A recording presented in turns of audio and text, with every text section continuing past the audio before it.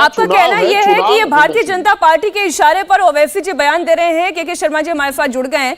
ये तो आरोप आप पर ही सीधा सीधा आरोप बीजेपी पर है। आप जो बयान ओवैसी जी से दिलवाना चाह रहे हैं वो आप दिलवा रहे हैं क्योंकि ध्रुवीकरण होगा, उसका फायदा आपको होगा।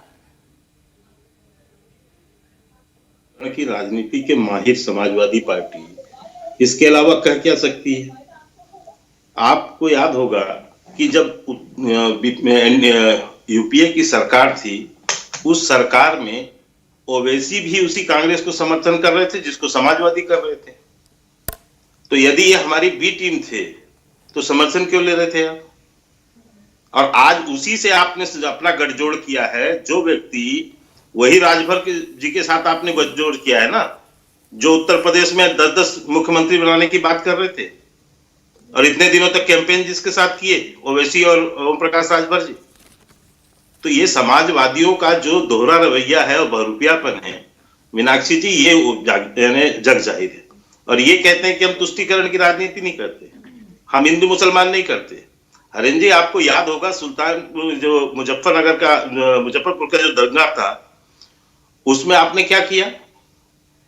आपने खुलेआम कहा कि हिंदुओं को तो पहले मुसलमानों को तो मुआवजा मिलेगा लेकिन हिंदुओं को मुआवजा नहीं मिलेगा। ये आपकी नीति होती थी। ये आप खुलेआम, जिस पर सुप्रीम कोर्ट, एक मिनट सुन लीजिए, अब बीच में मैंने बोला था कि वो बौखला जा रहे हैं। सुप्रीम कोर्ट ने आपके ऊपर ऑब्जेक्शन किया आपके इस निर्णय का। उसने खुलकर कहा कि इस दंगे में आपने जो है एक पक्षी व्यवहार किया है। ये सुप्रीम कोर्ट के कमेंट्स हैं।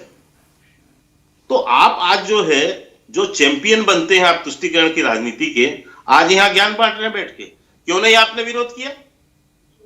क्यों नहीं विरोध किया? क्यों नहीं समर्थन किया कि संविधान को माने? यदि संविधान ये कहता है कि आप जो है, अभी तो निर्णय कोर्ट में है, कोर्ट से आएगा, लेकिन जो संविधान के सिस्टम है उसका समर्थन आप क्यों नहीं करते?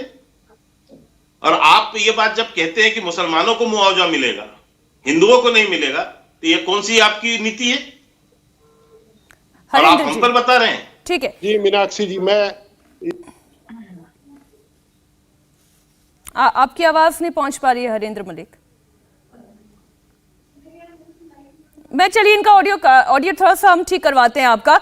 अब हमारे साथ मुस्लिम ठीक हो गया मेरा, चलिए बोले। आप जो 2013 के दंगों की बात कह रहे हैं, पहली तो बात यह कि चुनाव के समय चैनल पर ये चर्चा नहीं होनी चाहिए, परंतु आप नौसिखिए हैं राजनीति में।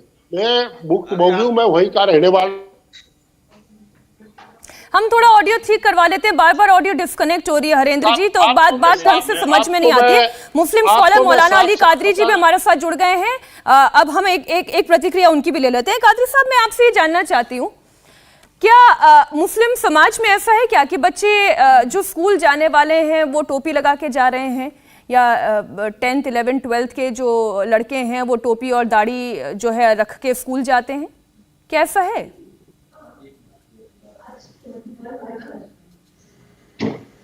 टोपी को ही वहां पर जरूरी नहीं है, पहन के जाने की जरूरत नहीं है, ये बात को हम मानते हैं। और दाढ़ी का जहां तक के सवाल है तो इस्लाम में तो हर कोई दाढ़ी रखता है, जो रखना चाहे वो रख सकता है, इसमें कोई आपत्ति होना भी नहीं चाहिए किसी को। अब रही बात हिजाब पर जो इश्यू बनाया गया है यूपी चुनाव को लेकर, तो मैं ये साफ तौर पर स्पष्ट रूप में आपको यह कहना चाहूंगा कि हिजाब हमारे पास लड़की जैसे बालिग होती है उस पर हिजाब लाजिम हो जाता है और ये मैंडेटरी है, इससे कोई इनकार नहीं कर सकता। लेकिन अब हिजाब पर जिस हिसाब से पॉलिटिक्स की जा रही है, इसका मैं खंडन करता हूं कि किसी भी मजहबी मामलात पर किसी किस्म की कोई ऐसी हरकत नहीं होना चाहिए जिससे कि हमारे अपने देश में सांप्रदायिकता फैले और यहाँ की अमन और शांति खराब हो।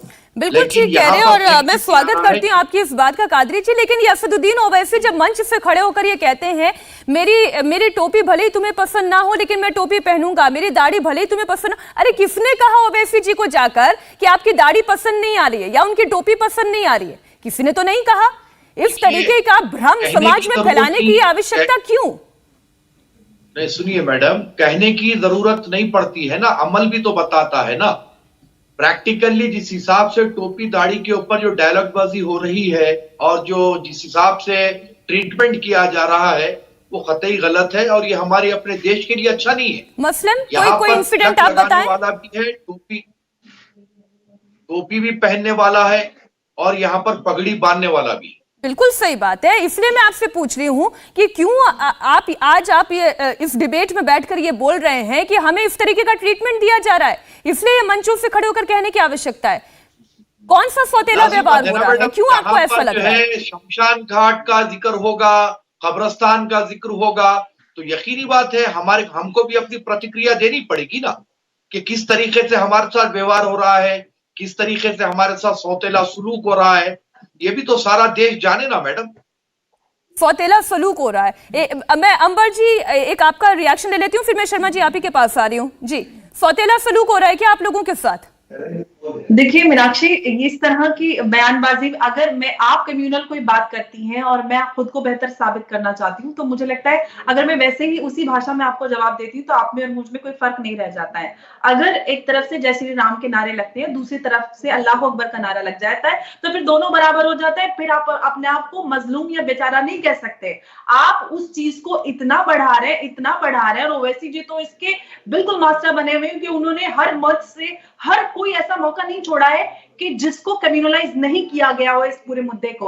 अगर वहां से जय श्री राम के नारे लगे थे और मुस्कान अगर वहां पे भारत माता की जय बोल देती या जय भीम जो हमारे ओवैसी जी कहते हैं वो कह देती तो उनको पता लगता कि आप बहुत सेक्युलर हैं और आप बहुत देश प्रेमी हैं। लेकिन ये इसके पीछे की जो मंशा थी, इसको भड़काना था, ये विवाद किस तरह से स्टेज किया गया था, स्क्रिप्टेड था, ये दिखाता है। आप अपने आप को बेचारा साबित करने के लिए दुनिया भर में भारत की इमेज पे कितने ही बंटे लगवाए, लेकिन भारत मिटने वाला नहीं है। आप अगर इस देश के वासी हैं, संविधान की बात करते हैं, संविधान आपको अधिकार देता है तो अधिकारों के साथ जिम्मेदारियां भी होती है और हर देश के हर नागरिक की जिम्मेदारी है कि देश में शांति बनाए रखे। आप बात करते हैं कि भाई हमारे साथ सौतेला व्यवहार हो रहा है, आपने कौन सा रोल अदा किया इस देश की में शांति बनाए रखने के लिए? जब से हिजाब विवाद शुरू हुआ है, सड़कों पे उतरे हुए हैं, अब आप लगातार एजिटेशन कर रहे हैं, विरोध कर रहे हैं, यहाँ तक कि कर्नाटका में हिंसा भड़क गई, मर्डर हो रहे, लेकिन आप बेचारे हैं। ये बहाने और ये सब करना छोड़ दीजिए, देश के प्रति जिम्मेदारी को समझना शुरू कीजिए। मौलाना साहब, देखिए मैडम, हम तो अपनी जिम्मेदारी बखूबी समझते हैं और इस देश के लिए जब जरूरत पड़ेगी तो हिंदुस्तान का जो हकीकी माना में मुसलमान है, अंबर जैदी जैसी नहीं, हकीकी माना में जो ये इसका क्या मतलब हुआ? जान भी देंगे। ये क्या मतलब हुआ इसका? करेंगे। कादरी जी, ये क्या मतलब हुआ आपका? जैसा जो अल्लाह अकबर का नारा लगाया और देश में नंगे तलवार, ये हकीकी मुसलमान होता है, हकीकी हिंदुस्तानी। एक मिनट अंबर, मुसलमान नहीं बन जाते ना। नहीं, क्या कहना क्या चाह रहे हैं? पड़ेगा। नहीं तो आपको ये लग रहा है कि अंबर जैदी कुछ कम मुसलमान है, आप ज्यादा मुसलमान है? ना, देखिए मेरी बात मत कीजिए आप। इस्लाम के प्रैक्टिसेस पर चलना, इस्लाम पर अमल करना, इस्लाम की तालीमात पर चलने का नाम मुसलमान है।